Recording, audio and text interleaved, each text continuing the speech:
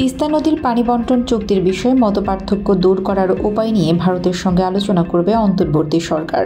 পানি বণ্টন নিয়ে ভাববে চড়তে পারে না এবং দীর্ঘদিন বিষয়টি ঝুলে আছে, এতে কোনো দেশেরই লাভ হচ্ছে না। ঢাকায় নিজ সরকারি বাসভবনে ভারতের বার্তা সংস্থা পিটিআই এর সঙ্গে একটি সাক্ষাৎকারে নোবেলজয়ী অধ্যাপক ডক্টর ইউনূস এ কথা বলেন।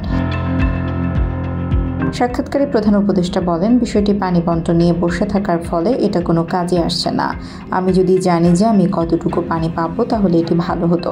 এমনকি পানির পরিমাণ নিয়ে যদি আমি খুশি নাও হই তাতেও সমস্যা নেই, বিষয়টির সমাধান হতেই হবে।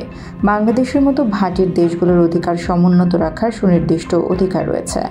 চুক্তি সইয়ের আগে এমন সংকট মোকাবিলায় একটি মানবিক দৃষ্টিভঙ্গি ভারতকে রাখতে হবে, যা বাংলাদেশের বন্যা পরিস্থিতি এবং এই বন্যার জন্য ভারতকে দায়ী করে ঢাকা থেকে গণমাধ্যমে প্রকাশিত হয়।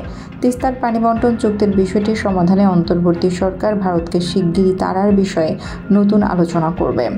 2011 সালে ঢাকায় ভারতের তৎকালীন প্রধানমন্ত্রী মনমোহন সিংয়ের সময় তিস্তার পানি বণ্টন চুক্তির স্বাক্ষর অনেকটা চূড়ান্ত হয়ে গিয়েছিল। তবে পশ্চিমবঙ্গের মুখ্যমন্ত্রী এই চুক্তিকে অনুমোদন দিতে অস্বীকৃতি জানানোর ফলে আর চুক্তি হয়নি। তখন মমতা বন্দ্যোপাধ্যায় দাবি করেছিলেন তার রাজ্যেই পানির সংকট রয়েছে। ডক্টর ইউনূস বলেন, এটা নতুন কোনো বিষয় নয়, বরং খুবই পুরনো বিষয়। আমরা বিভিন্ন সময় এ বিষয়ে কথা বলেছি। পাকিস্তান শাসনামল থেকেই এ নিয়ে আলোচনা শুরু। নিয়ম নীতি মেনে বাংলাদেশের মতো ভাটির দেশগুলোর নির্দিষ্ট অধিকার সমুন্নত রাখতে চাওয়ার অধিকার থাকার বিষয়টি পুনর্ব্যক্ত করেন মোহাম্মদ ইউনূস।